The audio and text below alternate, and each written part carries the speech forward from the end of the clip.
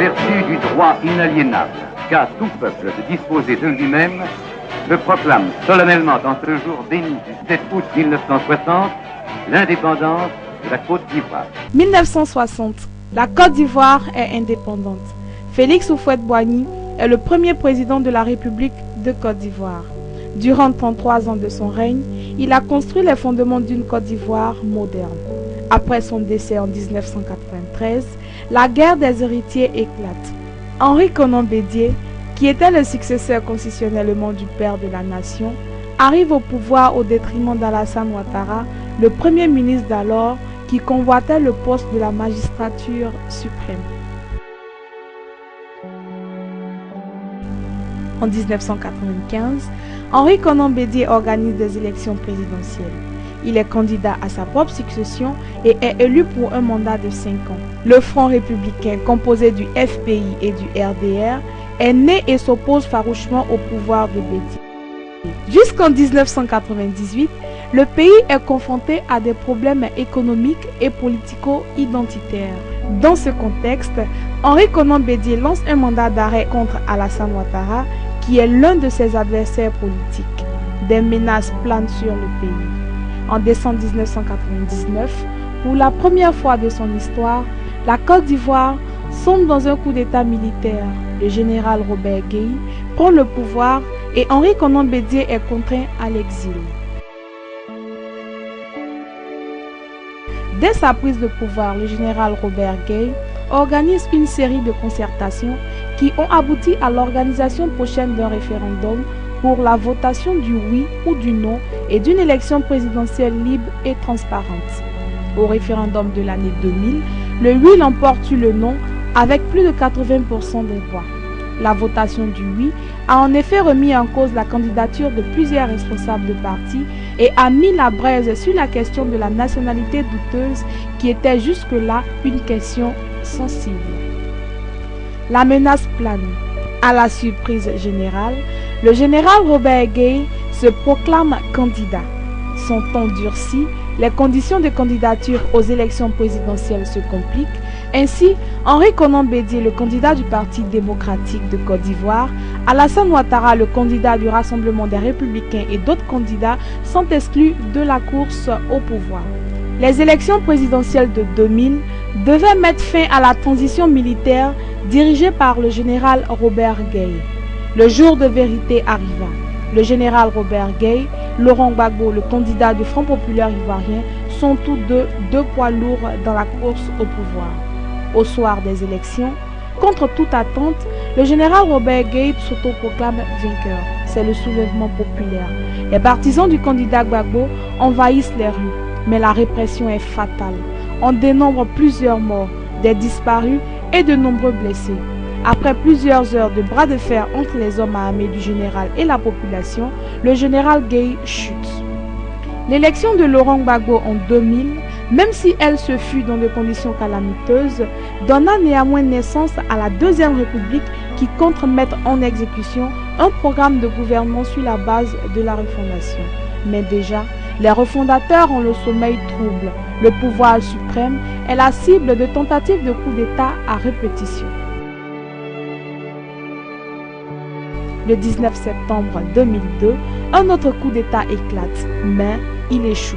Pour atteindre ses objectifs, il se mue en rébellion armée.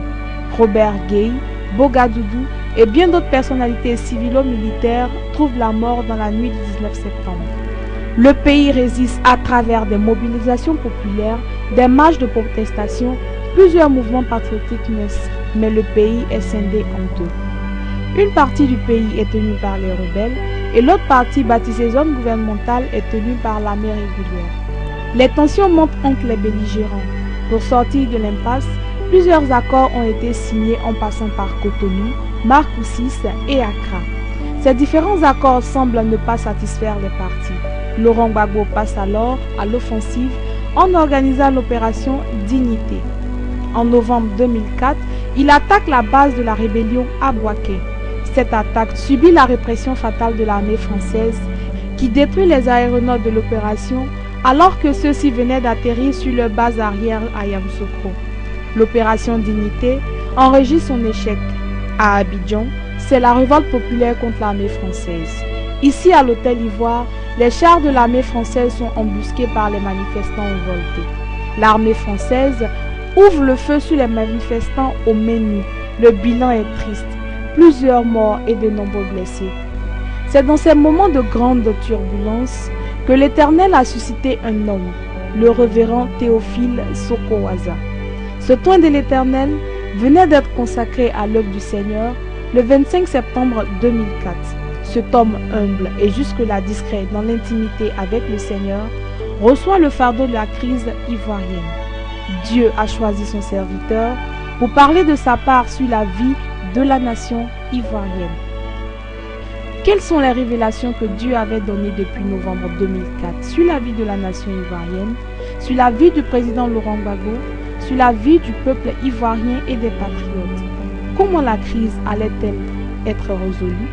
Depuis novembre 2004, quelle était la position de Dieu dans la crise ivoirienne?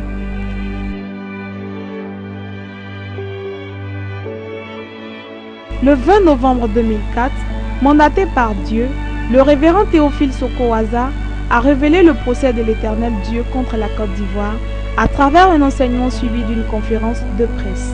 Ce jour-là, en abordant le sujet, le révérend Théophile Sokowaza avait révélé les origines de la crise ivoirienne sans aucun détour. Le président Obama, il s'est battu avec le couleur blanc. Il s'est battu avec le couleur blanc depuis beaucoup de temps. Il y avait le NDA.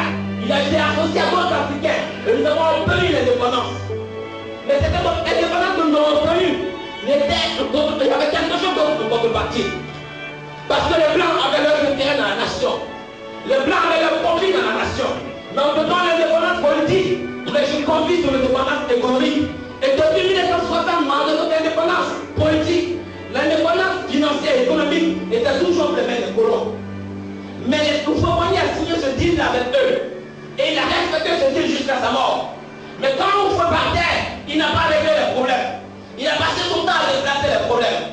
Il a passé son temps à reporter les problèmes. Et quand il y a des problèmes qu'il n'a pas osé affronter. Et quand il est parti, il a laissé un article pour que quelqu'un d'autre prenne la succession. Mais quand quelqu'un d'autre a pris la succession, frères et sœurs, il n'a pas réglé les problèmes. Et les problèmes sont restés là pendant longtemps.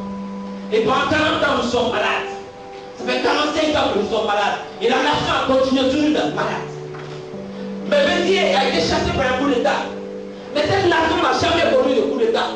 On a payé toujours ce pays, un pays de paix, mais un pays de prospérité. Mais les Occidentaux chantaient sur les éloges de la nation ivoirienne. Parce que tant que tu continues de chanter les éloges, lorsque les Occidentaux continuent de chanter les éloges, plus rien n'a approché. L'église est tue, personne n'a parlé. Mais les problèmes ont commencé à prendre d'autres proportions. Mais quand nous commençons à accepter que les coups d'État, ce n'est pas dans une nation, mais on commence à chercher que les problèmes aillent à des dimensions élevées. Mais quand Gaïa a pris le pouvoir par le coup d'État, nous savons ce qui s'est passé en octobre 2000. En octobre 2000, lui aussi, il a été chassé. On nous a dit qu'il est chassé par la rue, c'est vrai. Mais il a été également chassé par les armes. Mais Gbagbo s'était installé dans le sang. Et quand Gbagbo s'était installé, il y a eu une confusion totale. Mais personne n'a réagi. L'église n'a pas réagi. Personne n'a demandé à Jésus, mais Seigneur, quel est ton point de vue? Mais qu'est-ce que nous devons faire? Gbagbo s'était assis. Le NDM allait jusqu'à contester l'élection de Gbagbo, mais c'est pas grave, il est assis. On a cherché à résoudre les problèmes humainement parlant. On a commencé à faire des forums de réconciliation. On a commencé à se comporter comme ce malade depuis 38 ans qui dit mais je n'ai personne pour me jeter dans l'eau. Parce que quand on a de temps en temps, je n'ai personne pour me jeter dans l'eau. Mais qui t'a demandé les principes humainement établis? Qui t'a demandé ce que tu penses? Qui t'a demandé ce que les hommes ont choisi? Mais moi je te parle de ce que Jésus a choisi. Je te parle de ce que Dieu a arrêté. Mais on a commencé à choisir des problèmes. On a commencé à choisir des solutions humainement établies. Mais comment il savait ce qui se passait? Depuis le Burkina a été informé. La presse nous informait. Mais qu'est-ce qu'il a fait? Parce qu'on a commencé à se comporter comme des hommes. On a commencé à choisir les arrangements en or. On commence